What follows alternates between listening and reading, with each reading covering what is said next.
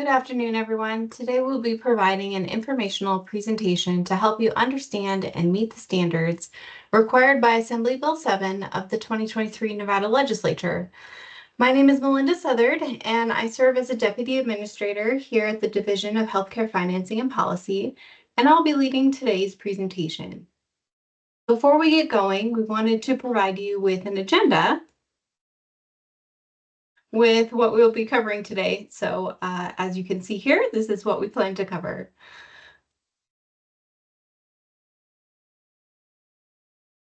So where did this bill come from? The foundational concept for this bill was born from Nevada's Patient Protection Commission as one of its 3 allocated bill draft requests for the 2023 session of the Nevada Legislature.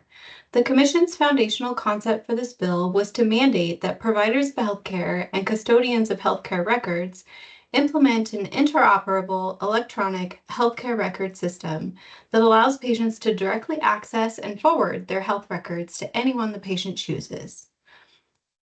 This bill concept was documented in the 2023 Assembly Bill 7, also known as AB 7, to require that all licensed providers or insurers maintain, transmit, and exchange health information in accordance with the regulations adopted. We'll talk more about those regulations a little further in the presentation. So the bill has this requirement for all licensed providers and insurers. Well, who's that? So lucky for us, that information is also documented in Nevada Revised Statute, or NRS, that was codified as a result of this bill in NRS 439.5895, Section 3, Subsection A.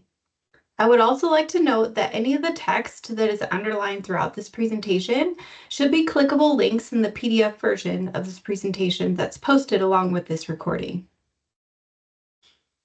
The bill also has some requirements for the Department of Health and Human Services, or DHHS, and first requires the director to adopt regulations, which are codified as Nevada Administrative Code, or NAC, to govern health information exchanges and the transmittal, ownership, management, use, and confidentiality of electronic health records. The bill goes into some additional detail to require that these regulations must prescribe a framework, allow patients to directly access and forward their electronic health records electronically, and require interoperability. So we'll also get into what interoperability means a little later on in the presentation as well. The bill also required DHHS to convene an advisory group to specifically advise the director on development of regulations to prescribe standards and framework relating to electronic health records, health-related information, and health information exchanges. Early in 2024, DHHS established the Electronic Health Information Advisory Group, or EHIAG. This group was comprised of 19 voting members, all appointed by the DHHS director, plus 8 ex officio non-voting members. All information related to the EHIAG, including membership lists and meeting information, may be found by clicking on the advisory group link in the PDF version of this slide. The EHIAG held a total of 4 meetings to reach consensus on draft regulation language to put forward in recommendation to the DHHS director. Now let's talk some more about those regulations and the process from development to approval. When the EHIAG was deliberating draft language for these regulations, there were a few items that the 27 members wanted to ensure were memorialized in the regulations. So first, the group members felt strongly that providers should not be forced into a single option for compliance with the new state law and regulations, but rather be given 2 flexible options. So either a compliant electronic health record, or EHR system, or a compliant health information exchange, or HIE. So next, the group members wanted to ensure direct alignment with the bill and the original intent of the PPC. So it was important that both compliant solutions, so either the EHR or the HIE, both had to allow for patients to directly access their health records electronically and have the ability to forward those records electronically to anyone the patient chose. Lastly, the group knew these regulations had to be in alignment with federal best practices regarding interoperability of health information. So that meant the compliant EHR system had to be certified by the Office of the National Coordinator for Health Information Technology of the United States Department of Health and Human Services, and that the compliant HIE had to be a member of the Trusted Exchange Framework and Common Agreement, otherwise known as TEFCA. With the regulations drafted and voted in favor by the EHI-AG, they now went forward to the DHHS Director, proposed for submission to the Legislative Council Bureau, or LCB, to begin the formal permanent regulations process. Prior to submission to LCB, DHHS chose to add some clarifying language to the drafted regulations put forward by the EHI-AG. That language included that no provider of healthcare is required to use a health information exchange, thereby maintaining alignment with all requirements as set forth in the bill. Here is a high-level overview of the formal regulations process. The DHHS Director approved the draft regulations on June 26, 2024. They were then submitted to LCB the very next day on June 27th. LCB completed their required review and produced the formatted draft regulations as LCB file number R173-24 on August 28, 2024. The state then held a public workshop to discuss and receive public feedback on the draft regulations on September 4th, and the required public hearing was held on October 31st, 2024. The regulations were then approved by the Legislative Commission and filed with the Nevada Secretary of State on December 19, 2024. Now that the state had the regulations approved, at the time of this recording, they are still posted as LCB file number R173-24, but are expected to be codified as Nevada Administrative Code, or NAC, very soon. However, the important point to note here is that the regulations are in effect as of approval by the Legislative Commission on December 19, 2024, and carry the full weight of state law. Therefore, all healthcare providers and medical facilities licensed to operate in Nevada must be able to maintain, transmit, and exchange health information in accordance with state law and regulations. Deadlines for compliance are as follows. Hospitals and physician group practices with more than 20 employees must already be in compliance. Physician group practices with 20 or fewer employees, solo practitioners, and small healthcare businesses must comply by January 1st of 2030, and all other healthcare providers and entities not otherwise listed are required to comply by July 1st of 2025. Now let's get into some of the details of who this applies to and some of the frequently asked questions the division has received regarding compliance and enforcement. So who does this law and regulation apply to exactly? Well, first, this law applies to medical facilities licensed pursuant to Chapter 449 of NRS. Okay, so what does that mean? Well, it means that you must be licensed as one of the specific types of medical facilities that are listed in NRS 449.0151, all listed out on the right hand of this slide. So you must either be licensed as a hospital or as a freestanding birthing center or as a rural clinic and so forth. If your facility is licensed as one of these types of medical facilities, then this law applies to you. This law also applies to the holder of a permit to operate an ambulance, an air ambulance, or a vehicle of a firefighting agency. These are all regulated pursuant to Chapter 450B of NRS under Emergency Medical Services. Next, this law and regulation applies to providers of healthcare as defined in NRS 629.031 who are licensed pursuant to Title 54 of NRS. So this means that if you are licensed as one of the specific types of healthcare providers listed in NRS.031 and bulleted on the right hand of this slide, then this law applies to you. Lastly, this law applies to any person licensed pursuant to Title 57 of NRS or insurance. So here are some commonly asked questions around applicability with what we hope to be some helpful clarifying answers. So we've gotten a lot of emails asking, how can I tell if this law applies to me? So simply put, if you are one of the licensed medical facilities, holders, licensed healthcare providers, or licensed pursuant to Title 57 of NRS, then this law applies to you. We also want to point out as an example, this law and regulation do not apply to massage therapists because they are not included in any of the above categories. Another common question is, does this law only apply to providers who see Medicaid patients? The answer here is no. This law and regulation apply to all Nevada licensed providers and insurers, regardless of payer source or billing practices.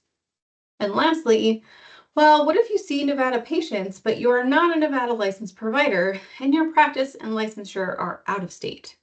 Then this law does not apply to you. Again, this law only applies to Nevada licensed providers and insurers as defined in NRS 439.5895, Section 3, Subsection A. So if you are a Nevada licensed provider or insurer and this law does apply to you, what is the deadline for you to comply? Again, hospitals and physician group practices with more than 20 employees must already be in compliance as of the date of this recording. Physician group practices with 20 or fewer employees, solo practitioners, and small healthcare businesses must comply by January 1st of 2030, and all other healthcare providers and entities not otherwise listed are required to comply by July 1st, 2025. There are also some definitions located at the bottom of this slide to help you identify which compliance group you might fit into. Okay, so what about enforcement? Who's responsible for enforcing this law? So when it comes to the licensed medical facilities defined earlier pursuant to NRS 449.0151, Section 1.3 of AB 7 states that if the Division of Public and Behavioral Health, or DPBH, receives notification from DHHS that a medical facility is not in compliance, then DPBH may, after notice and opportunity for a hearing, require corrective action or impose an administrative penalty. Further, DPBH may not suspend or revoke a license for failure to comply. Regarding enforcement for those who hold a permit to operate an ambulance, an air ambulance, or a vehicle of a firefighting agency, Section 1.92 of AB 7 states that if the health authority receives notification from DHHS that a permit holder is not in compliance, then the health authority may, after notice and opportunity for a hearing, require corrective action or impose an administrative penalty. Again, the health authority may not suspend or revoke a license for failure to comply. So what about healthcare providers? Section 2, subsection 8 of AB 7 states that if the Healthcare Licensing Board receives notification from DHHS that a provider of healthcare is not in compliance, then the Healthcare Licensing Board may, after notice and opportunity for a hearing, require corrective action or impose an administrative penalty. Again, here, the Healthcare Licensing Board may not suspend or revoke a license for failure to comply. Once more, some commonly asked questions around enforcement with some hopefully helpful answers. So who is responsible for enforcing these new requirements? So as shown in the previous slides, either DPBH, the health authority, or Healthcare Licensing Board are responsible for enforcing these provisions of NRS and regulations, or NAC. We had a lot of folks reach out concerned that their license could be suspended or revoked for non-compliance with this law. However, as shown in the previous slides, specific sections of the bill clarify that healthcare provider licensure cannot be revoked for non-compliance, but that corrective action or administrative penalties may be imposed. We also had several healthcare providers reach out and asked if they could be terminated from Medicaid due to non-compliance with NRS 439.589. As noted here, NRS are the codified laws of the state of Nevada, and NRS 439 under Title 40 governs public health and safety, including but not limited to Nevada Medicaid. This state law and regulation apply to all Nevada licensed healthcare providers, medical facilities, and insurers, regardless of payer source or billing practices. Additionally, Nevada Medicaid was delegated by DHHS to implement the provisions of Assembly Bill 7 passed in 2023, and these provisions do not apply only to Medicaid providers. Next, we'll go over how to navigate the world of electronic health records, or EHRs, and health information exchanges, or HIEs. So first things first, the division has received a lot of questions and misinformation about an electronic health record, or EHR, and electronic medical record, or EMR. So simply put, these two terms are not interchangeable. There's a link here to a helpful article to explain the difference between the two, but basically, EMRs are a digital version of the paper charts in the clinician's office and do contain the medical and treatment history of the patients in one practice. But the information in EMRs does not travel easily out of the practice and really are not much better than a paper record. EHRs, on the other hand, focus on the total health of the patient. So EHRs are designed to reach out beyond the healthcare practice that originally collects and compiles the information and are designed to share information with other healthcare providers, such as laboratories and specialists. So they do contain information from all the clinicians involved in the patient's care. The information in an EHR moves with the patient wherever that patient goes next. Next, let's talk about health information exchanges, or HIEs.